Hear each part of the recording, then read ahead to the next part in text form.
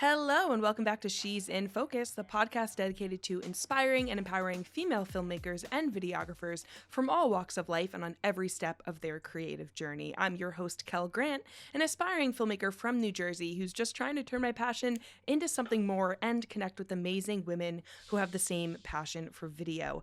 One of those being Sandra Leung, the principal photographer and owner of Yaletown Photography, who uses her talents to capture and celebrate life's milestones through her camera lens for over 18 years, and helps other budding photographers step into their creative power through teaching wedding photography and business courses in Vancouver. Her work has been featured in numerous corporate publications, and she's even ventured into videography over this past year. Sandra, I'm honored to have a photography veteran here today. Thank you so much for joining me. Thank you so much for having me, Kel. It's a complete honor. Awesome. We're so excited. And it's great that we're finally being able to connect because I know it's been, a lot of email correspondence and we're finally here. So I'm super glad to have you. Yeah, great way to start 2022. Exactly. So, I don't have many photographers on the podcast or people who have started out kind of with their first love being photography and then branching into videography. So I have to know, how did you get started with photography, and then how did it evolve into your full-time gig and ultimately your business? Well, the funny thing is I have to correct my write-up, which probably needs to be updated now because I've actually been a photographer for 20 years now. So it's Wow. more than 18, 20 years. So how it all started was I actually grew up in a very traditional Asian family with very, very practical parents. And the last thing they wanted their child to be was an artist, let alone a photographer. So all throughout high school, I loved fine art. I loved drawing and painting. And the really most natural progression for me was to actually go into art school. So when it came time to filling out the university applications, I actually filled out an art school application, which at the time, my mom's like, there's no way in hell you're going to art school because you can't make money as an artist. So the compromise for me was to basically find something creative to do in university. And what I winded up doing was doing a business degree specializing in marketing. And I actually graduated from business school and did business for about a good 5 or 6 years. And during that time, I basically picked up a camera and started to teach myself how to take pictures. And it just so happened that during that same time, I had lots of friends over the years that were starting to get married, and they would be like, hey, Sandra has a photographer and we should ask her to take some photos for us. And, they maybe couldn't afford to hire a photographer for the entire day. And so they would ask me to come and take photos during the reception. So that's essentially how it all got started. And what I winded up doing was I winded up working as a photographer's assistant for a wedding photographer locally here in Vancouver, who basically kind of, trained me and taught me how to shoot weddings. And, eventually it got to the point where I decided that this is what I wanted to do full time. And so I basically made that leap of faith and I took the plunge and became a full-time photographer at that point in time. Oh, wow. I mean, with your business background too, I'm sure that leaping into the business or side of things as well was a little bit less intimidating than somebody starting completely from scratch. And you had the opportunity to shadow someone and work with somebody, kind of learn the ropes before, diving in on your own. So tell me a little bit about the mentorship or the partnership that you had while working as a photography assistant for this wedding company. Yeah, it was really invaluable. And this is what I tell, like now that I'm teaching photography myself, this is what I tell all of my students is really to give yourself that opportunity to just be an assistant for a photographer for at least a season, just to give you an idea, an opportunity to observe how things are done. And so for me, it was really just a really helpful time for me to just kind of learn the sequence of events and learn how to anticipate moments and just learn how to rapport with people. And I think that was a very, very invaluable thing. And for me, I think it also was very helpful that I was also in that season with my group of friends that a lot of people were getting married. So weddings was a really natural kind of thing for me to kind of fall into, just simply because there were a lot of my friends that were getting married, and I was able to witness and observe and see all of the little nuances that happen and the sequence of events and the logistics that happen in a wedding, which actually made it really helpful for me when it came time for me to, be the main wedding photographer. And I kind of was able to walk, clients through the logistics and planning and all those kinds of facets of what is important to do and how to optimize your wedding photographer's photography time.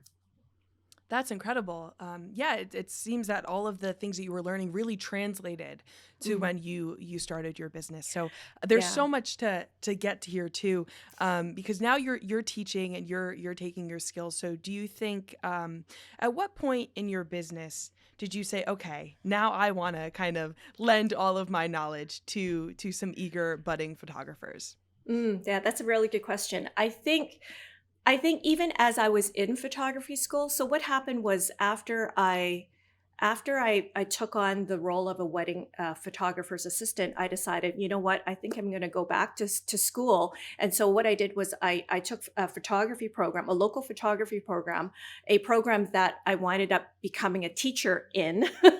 So it winded up going full circle. But at Wow. the time when I was taking the class, one of my instructors was teaching the business class that I'm actually teaching now in the program. And one of the questions he would ask the students is, what do you see yourself doing 5 years, 10 years from now?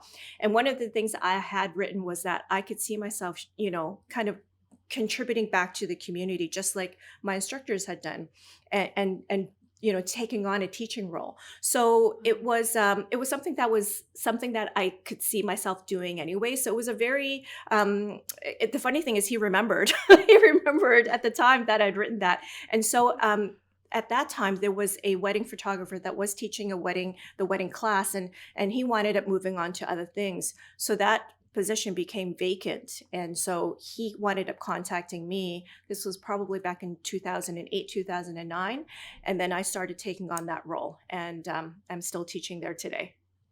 Wow. Oh my goodness, that's so incredible. And I love that. I bet not many people in the program kind of had those goals, and that's probably why you stuck out as someone who he wanted to kind of return to and thought of when the opportunity presented itself. Yeah. Because I don't know, if you asked me what I think I want to look like 5 years from now as far as my business is Mm-hmm. concerned or my creative aspirations, I don't know that I have an answer Mm-hmm. for you just yet. But that's really awesome that your professor was able to kind of guide you into that position, and it really did come full circle.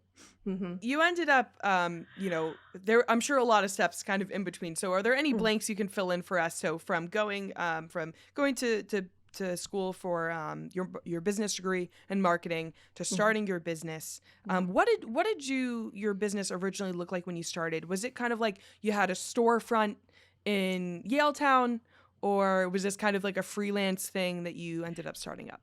Right. So that's a really good question. So how I started out was because I had worked as a assistant for this wedding photographer. She actually winded up moving to the States. And when it was time for her to move to the States, she asked me whether or not I wanted to buy out her wedding photography business. So that's basically how I got into the wedding photography business, was essentially because she sold it to me. So she had her studio in Yaletown, and I just basically took over the space that she had, and negotiated a new lease with the landlord at the time. And I'm still in the same space today. So it's been 20 years now, almost 20 years now, that I've been in this space. And so that's essentially how I got into it. And so when I first started out, I was mainly a wedding photographer. And how she had set up her business, I kind of carried on a very similar framework, which was really more a wedding photography studio. And it was myself as one of the photographers. And then I also had associate photographers who also worked for my company. So at any point in time, I could essentially book multiple weddings in a day. And that's kind of how I started out the business to begin with. But as the years went on, I realized that for me personally, relationships with my clients was a really, really important thing. And I felt that there was a little bit of a void there, especially if I Mm. was hiring associates to do the job for me. I wouldn't have that kind of close personal connection with my clients that I would if I was actually there myself. So Mhm. what I realized was the whole concept of here's your wedding photos, have a nice life. That didn't resonate with me very well over time. And I felt like I needed something a little bit more of a long-term connection with my clients. So what I started to do was I started to diversify my repertoire of work. So I started to shoot some family work, and I continued on with my corporate work as well because I had such a large connection in the corporate community being in business myself. I Mm. actually was an editorial photographer for one of the local business magazines in the city. And I did that also at the same time that I was also a wedding photographer. So there was two facets of type of work that I was shooting mainly. Mhm. But then there was again, that personal connection, that relational connection I was really missing. And I felt like I needed to nurture my soul in a much, much bigger way. And so that's why I decided that I was going to start diversifying my portfolio. So now, weddings is pretty much a fairly small component of what I do now. It's still a part of it, but I would say a lot of it is branched off to family work, family portrait work, and then also corporate work as well as a big component of what I do.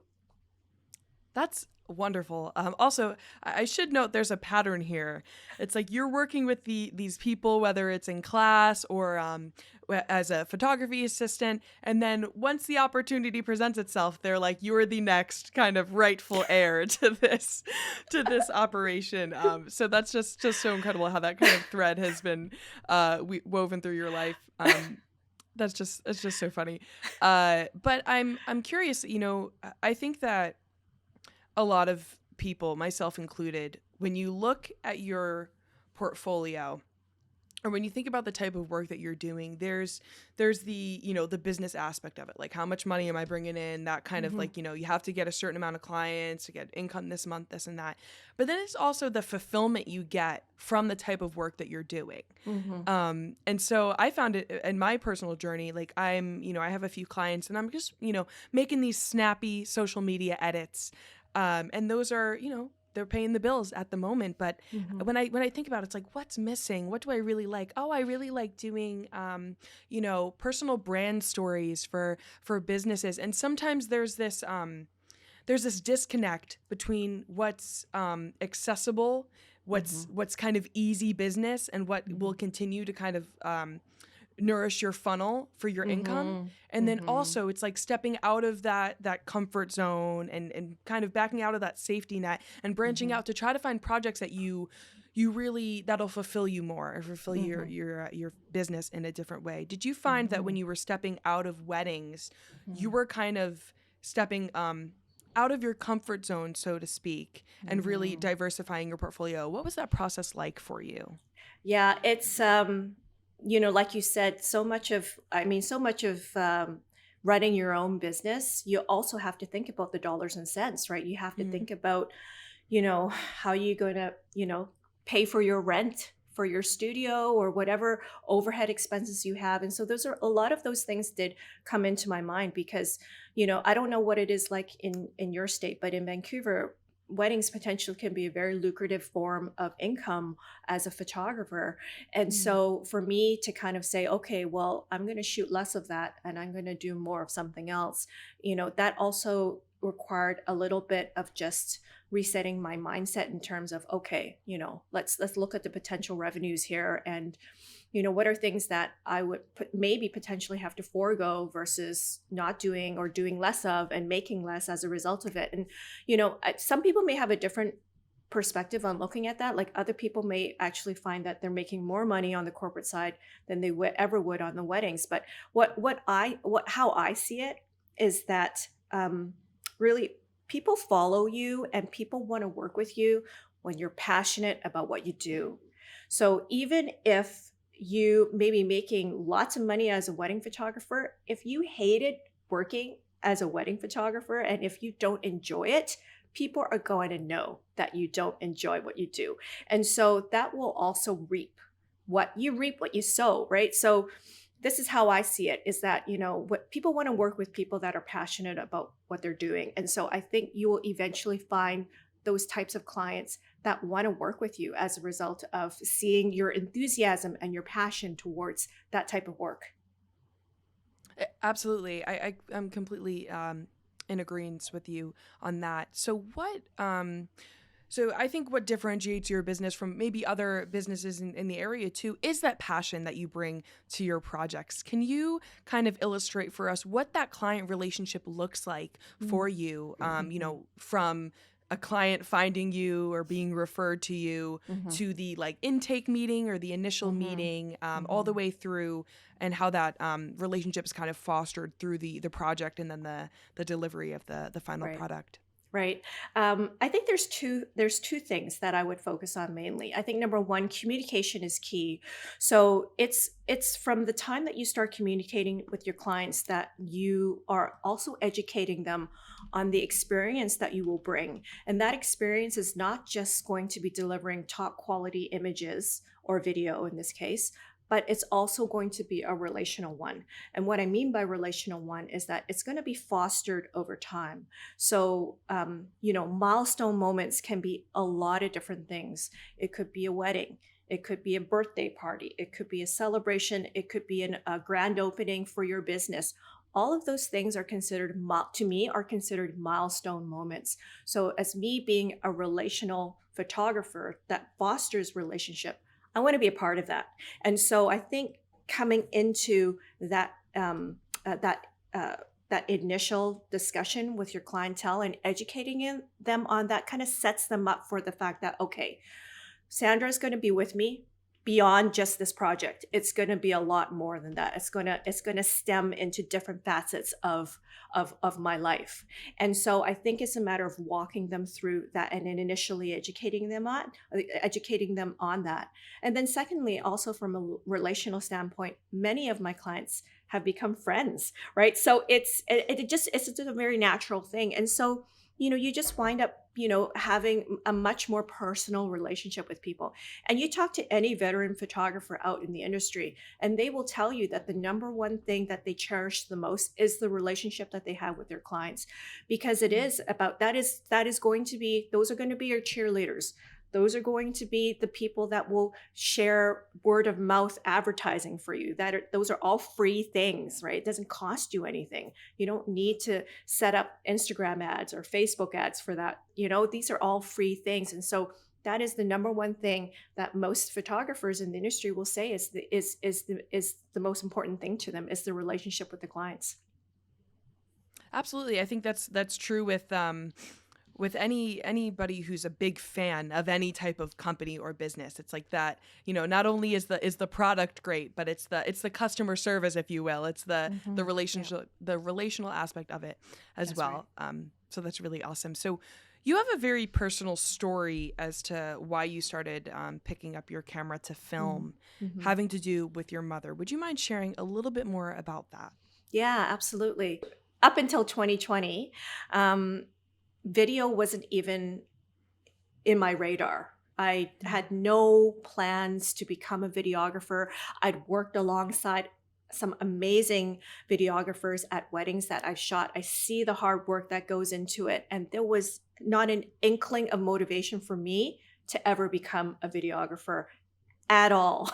Mm. But what happened was in 2019, my mom was diagnosed with cancer, and during early in 2020, she was still undergoing a lot of her chemotherapy, and the prognosis wasn't looking good. The cancer had returned, and it was quite an aggressive form of cancer.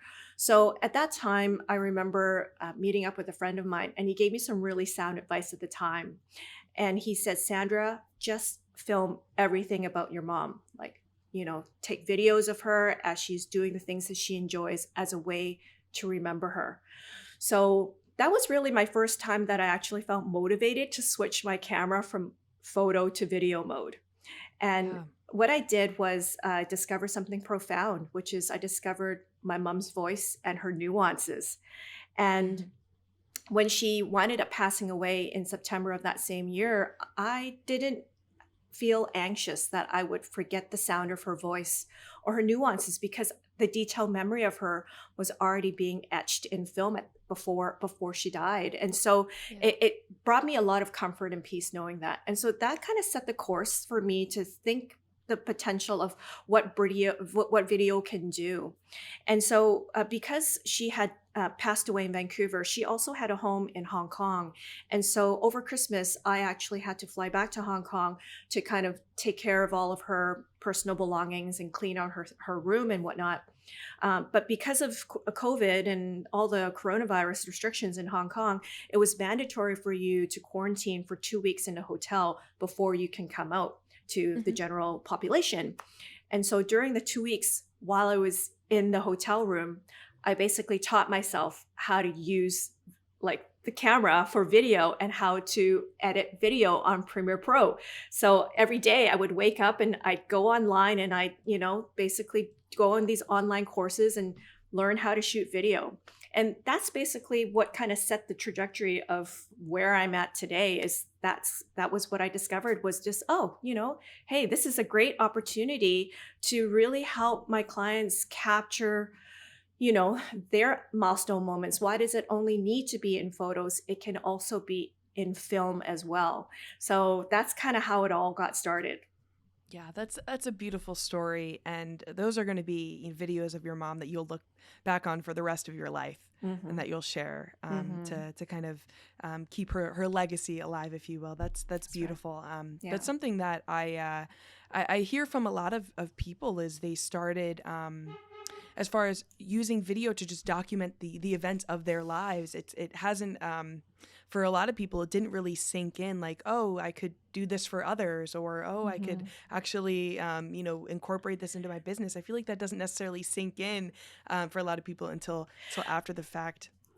Yeah, absolutely. I feel that it oftentimes like the nudge for change comes with seismic traumatic experiences. Yeah. And for me, the death of my mom was that seismic experience. Absolutely. So is it a weird spot for you because you're very experienced in photography? Did you almost feel like you were so out of your element when you started? Because it's one thing to capture video of your mom. Maybe you were on automatic mode. Yes, I was. Another thing. It's another thing to kind of try to incorporate this in your business and say, okay, let me learn about aperture and all of this stuff. So did you feel completely out of your element, or did some of those photography skills kind of transfer over? Yeah, well, definitely I would say, I'm mostly a natural light shooter for majority of the photography that I do, but definitely my lighting skills have come in handy, as well as the compositional skills have helped. But things like frame rate and like using like ND filters and also microphone, like holy smokes, like that whole audio beast, has been such a steep learning curve. But really how I've embraced it, I feel like what it was like 20 years ago, learning photography. And that's exactly how I feel like today with the video journey, is that it's been a really exciting one, because for me, my passion has always been the love of just growing and learning as a creative person. And I feel that as a visual creative, you have to evolve, right? You can't keep doing the same thing over and over again. And going back to your comment earlier about, how do you find, clients that kind of, you want to work with and that you like doing things for. And I think a lot of that has to do with just being in a space where you feel like you can actually create. And you're not given the pressure to just do commission work all the time or do things just to pay the bills. You need to find a creative space for yourself.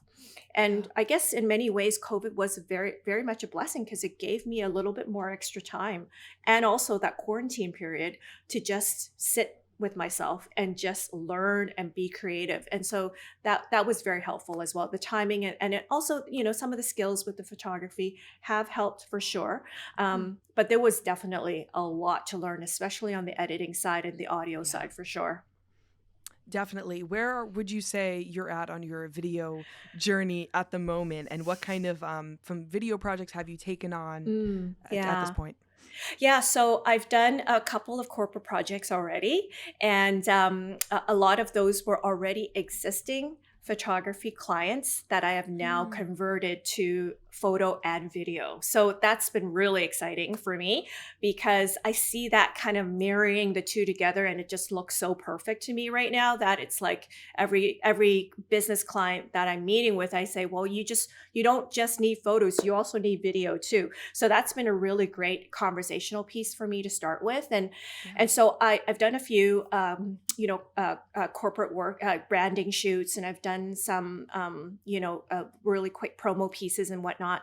And then on the personal side, it's really been a little bit more portfolio building. So I've done 2 family films, and this coming March, I'm going to be doing an anniversary film for the first couple that I photographed for a wedding. So it's my first wedding client ever. So it'll be great. So it'll be a full circle, but instead of a traditional 20-year anniversary photo shoot, it's going to be a 20-year anniversary video shoot and an anniversary film. That's amazing. And I love that you kind of get to pull from the same pool of applicants, if you will, because you already know that you have a rapport and a relationship with these clients. And what a better, they already trust you and your creative abilities and your vision. So it's kind of a safe space Absolutely. for you to enter into video. And, yes. and are you transparent with your clients in that, like, hey, this is something I'm branching out into when you approach this with them? Yeah, absolutely. And the great thing is that those that have said yes, those are the ones, I find those are the risk takers that are willing to kind of, not just allow me the trust to do it, but also the risk takers in the sense that they see, they don't quite grasp the concept of video quite yet, but they understand the benefit. They see the potential benefits of it. And so they're willing to invest and take that risk to create a video, something similar to, what I've shown them to date. And they're like, yeah, let's do something like that. So yeah, absolutely. That's awesome to have them on board and be eager about the project as well. So are you, because I know that you, when you first started your business, you were hiring the associate photographers. Yeah. Is that how you're doing it with video, or are you kind of just one woman showing it at the moment? Right now, I am one woman photo video, which is a lot of work. But I think as I grow my video business, there could be a potential that I will be hiring other people on my team just to help me with either probably the video side, just at least the camera side of things, and then I'll probably stay on as more of the stills, and then I'll hire somebody to do the video clips and whatnot, and then I'll probably still do some of the editing because I actually do enjoy part of the editing process as well. I find it quite creative. Yeah, that's always my favorite part too. I feel like it comes together in the edit for me. Yeah, absolutely. I'm definitely with you with that. So, not only are you doing not only are you doing photo, you're doing video, and you're also teaching and doing what I saw labeled as advisory sessions. Yeah, advisor sessions. So tell me a little bit about that and how that's been going. Right. So I've actually been doing some one-on-one advisor sessions with photographers, mostly local in the area. And what they are is one-on-one meetings with me, where I basically tailor a plan for them, whatever it is that they want to be focusing on for their business, whether it's specific business marketing related things about their photography business, or whether or not it's just learning how to shoot a certain way or technique. That's kind of how I cater the advisor sessions. So it's usually meetings with me, and we just kind of talk and discuss about, normally how I like to break it out is I like to assess exactly what they're needing and what they're looking to do with their time with me, and then I basically tailor the advisor session towards what they're wanting to learn. So I've been doing this for about 3 years or so, and I just recently did a promotional video on that. I figured, you know what, if I'm not practicing what I'm preaching in terms of creating my own promo video, probably clients won't understand exactly what that means. So I figured I should actually create my own promo video. So that's what I did, and it'll be good because then I can use that as an example for potential clients as well. Yeah, I've actually saw that one on your Instagram too. So, which is why I asked the question. Right. So, at what point was there like a moment where your mindset was like, okay, I'm trying to figure out how to phrase this question, because what a lot of people end up struggling with as creatives is something called imposter syndrome, right? And you are a 20-year vet in the photography space.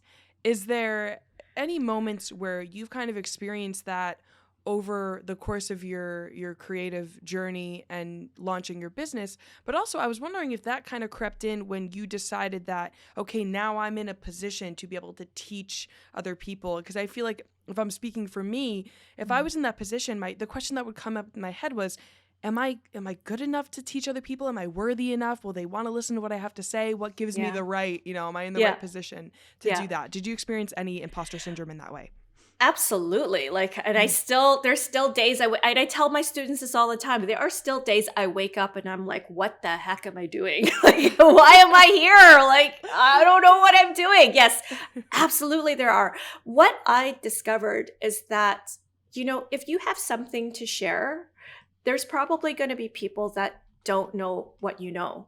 Right. And regardless of whether or not, and I know a lot of people have qualms about people that are like, offering workshops, 3 years into their careers and having like a big beef about that. But how I see it is that they're probably taking on students that don't know what they know. Right. So if you have something to share, it may not be the most revolutionary thing. But if there's people that are willing to listen, then it's probably stuff that they don't know. So that's kind of how I see it from that perspective, is that there's probably things that you, Kel, can share with people. And you can probably host a workshop of some degree and people might show up. And to me, that just demonstrates that there's probably something valuable that you can share with them that they don't yet know about. And so that's the perspective I like to take, because I think you're right. There's so many of us that kind of go through, those like, oh, I don't know if I'm good enough. I don't know if I know what I know well enough to do it. But, unfortunately, we tend to live in a environment, maybe whether it's our upbringing or whether it's the way we think, or how we were taught to think. It's never enough. Yeah. Right. And so is it going to be enough for you to go out there and do that? When is it ever going to be enough for you to go out there and run that workshop? Or when is it ever going to be good enough for you to start that photography business or videography business or whatnot?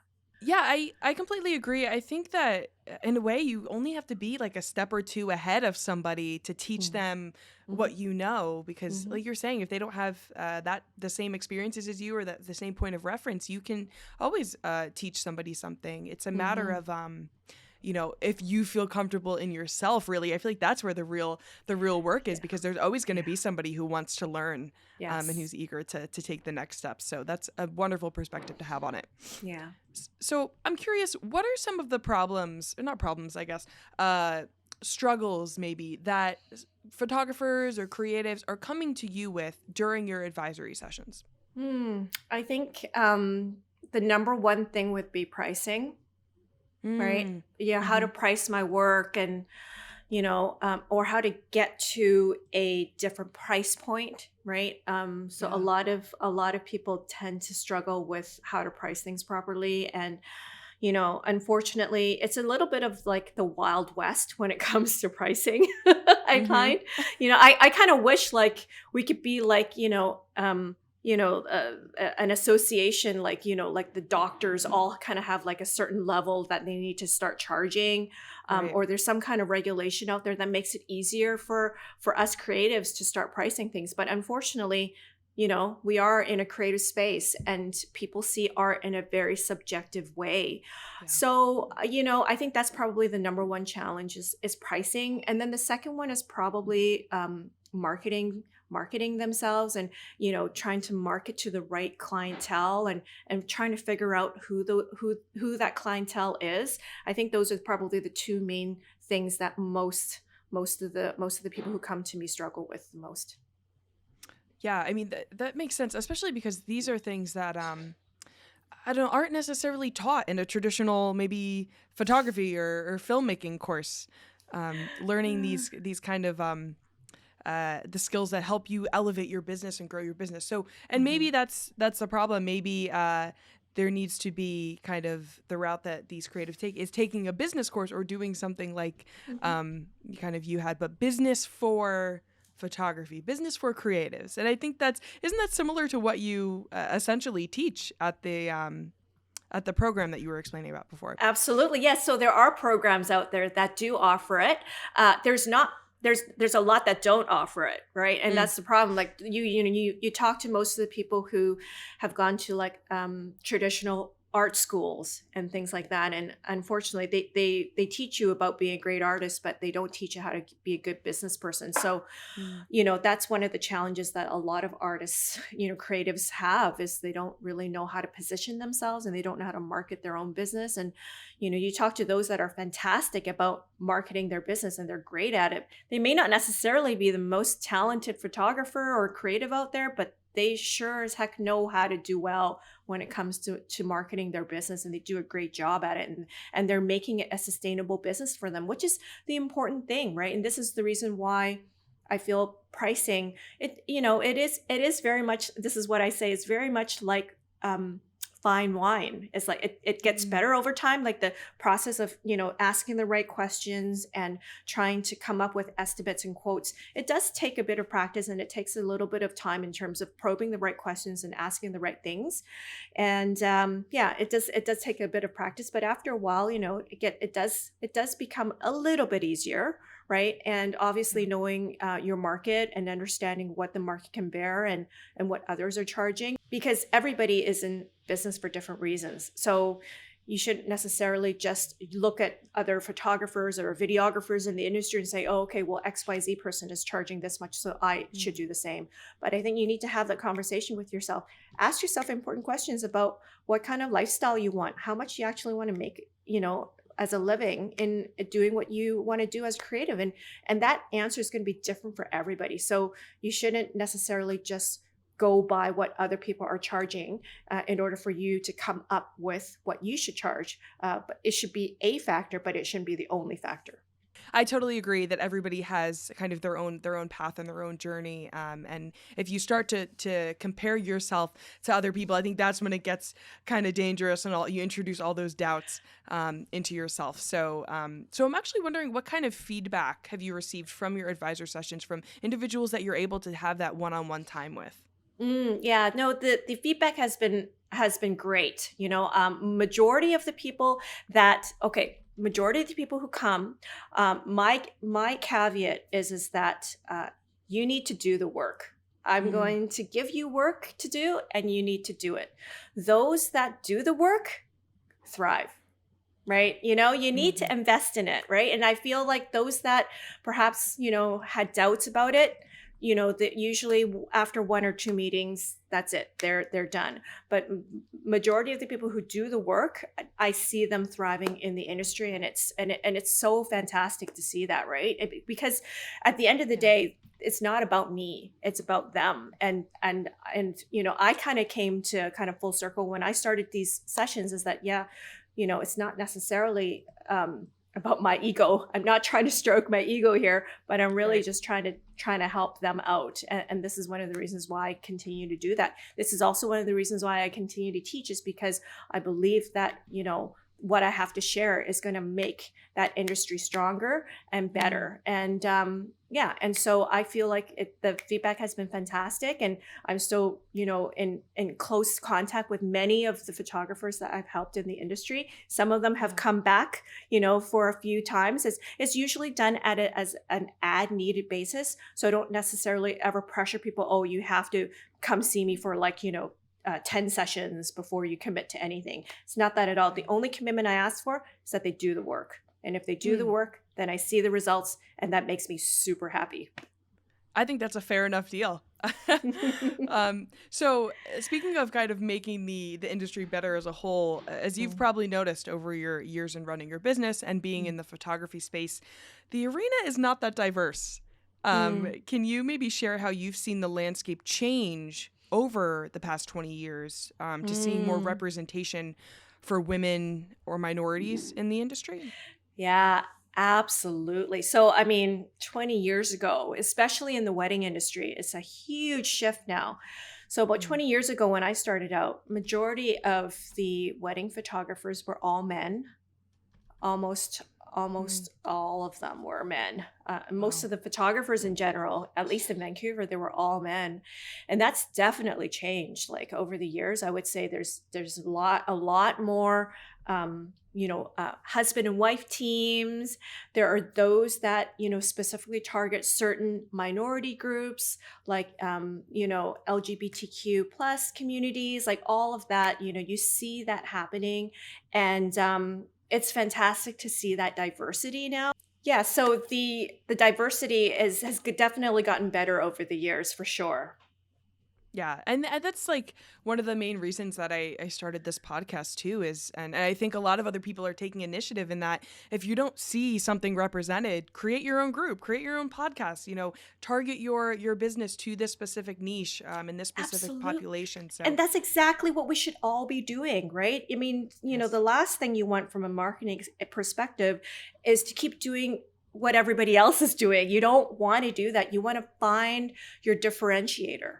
And if that differentiation has something to do with representation, or, Mm. or trying to cater or market to a certain clientele, then absolutely, like, you definitely want to be able to communicate that differentiator in your business for sure. Absolutely.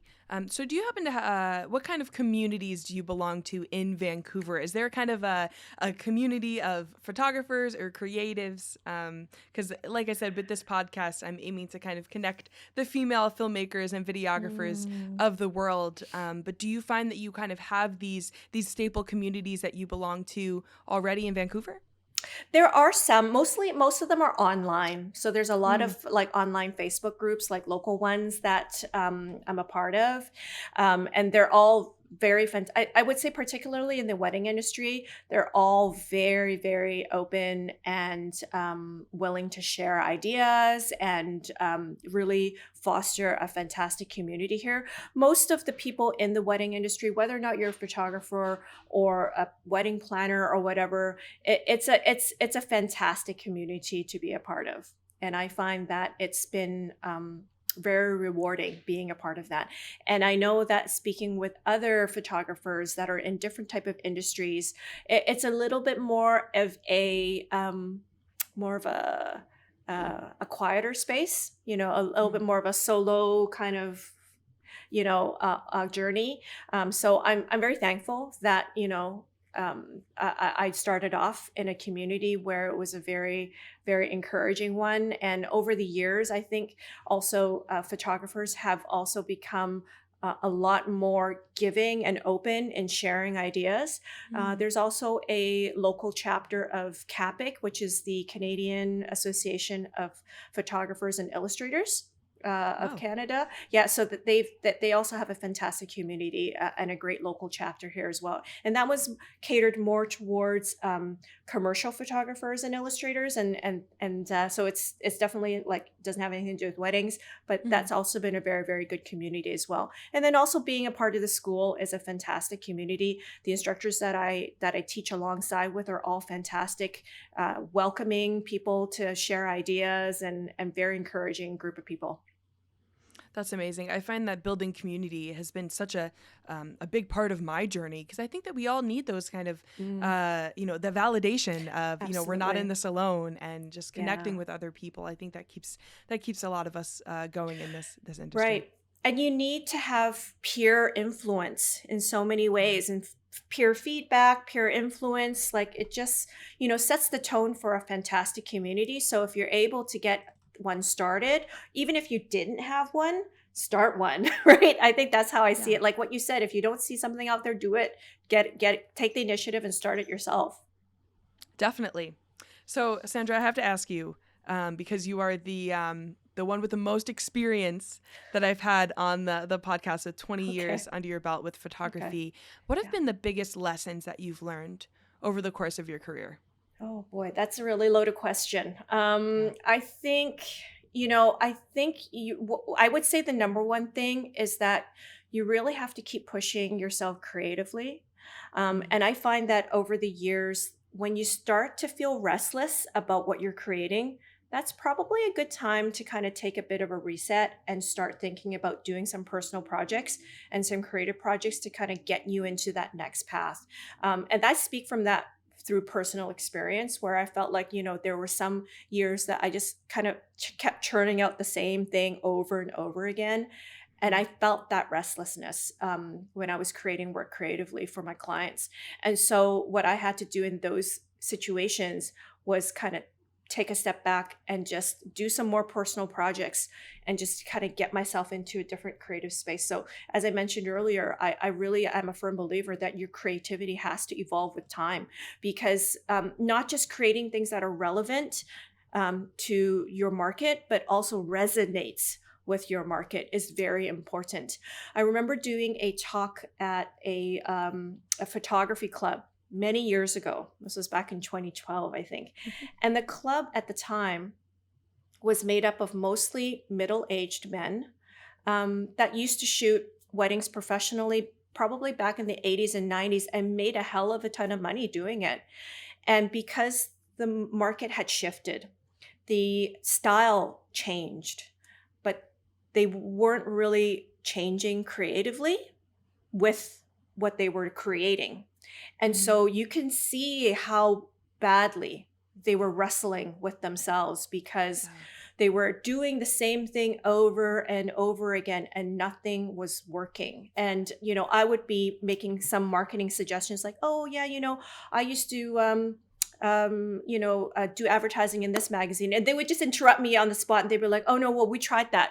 Advertising dead, it doesn't work. And I'm like, well, it worked for me. And so to me, it doesn't necessarily, mean that the method of what you're doing is irrelevant. It's just, it works for different people. Like, different techniques work for different people. But I think the thing that I observed and I took away from that conversation with these people is that they were not willing and able to change themselves creatively to make it work for the space and the clientele that they were seeing and the landscape that what they were working in. So I think it's really important to find a creative space that feeds your soul. And then if you're passionate about those changes, your clients will want to be a part of that.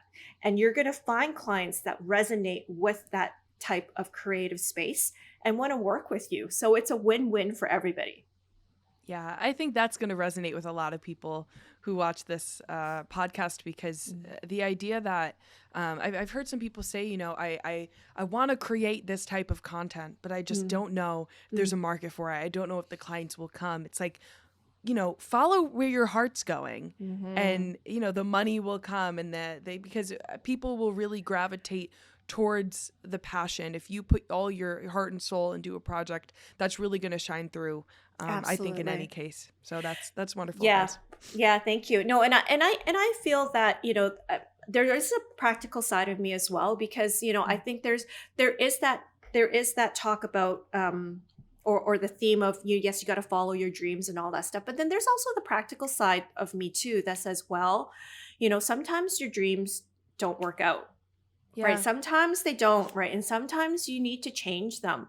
But I also feel that, people that may necessarily, like yourself, like you work a full-time job and you're fine doing the creative stuff on the side. Whereas others are like, oh my gosh, I can't wait to quit my job and do this full time. And everybody is different. But I think the important thing that we take away from all of that is that, you just need to continue to create.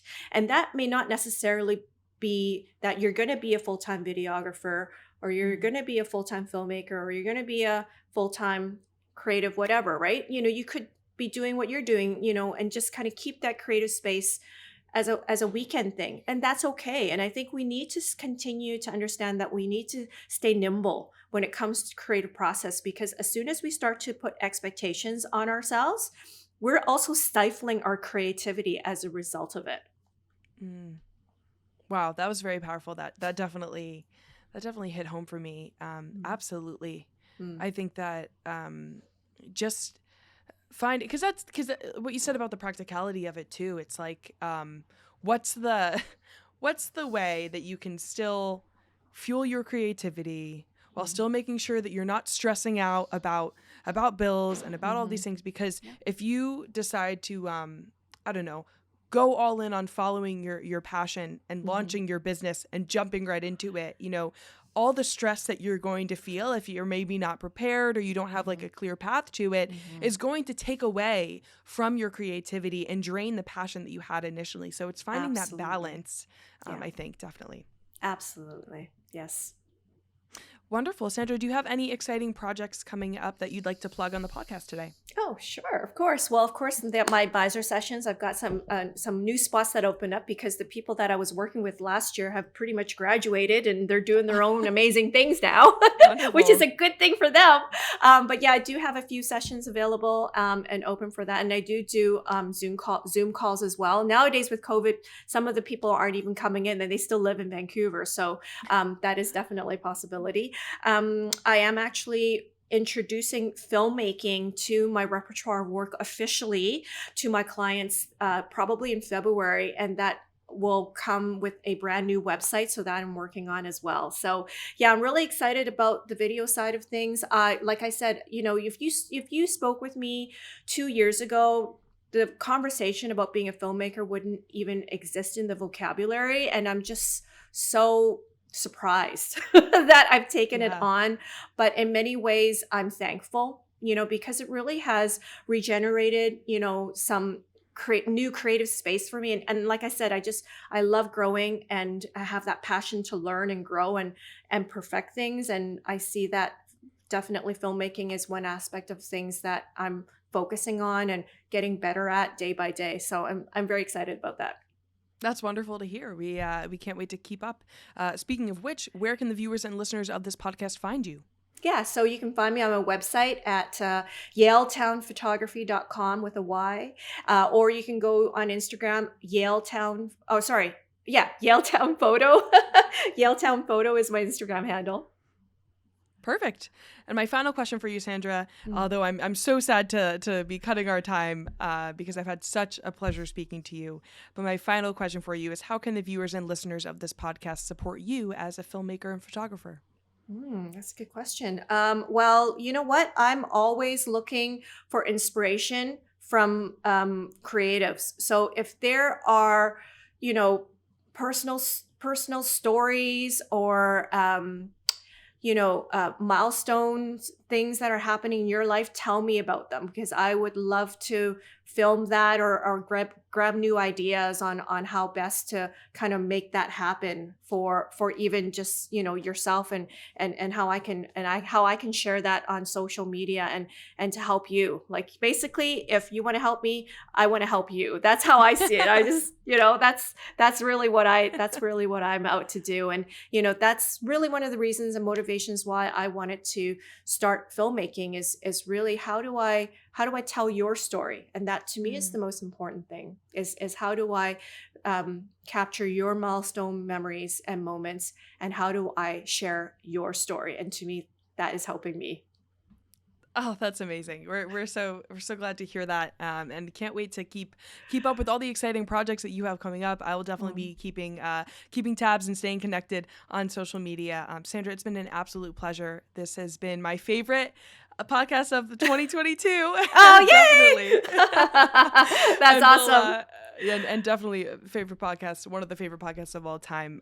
Your story is just awesome, and you have just such a positive, wonderful energy about you. So thank you so much for taking the time to speak with us today.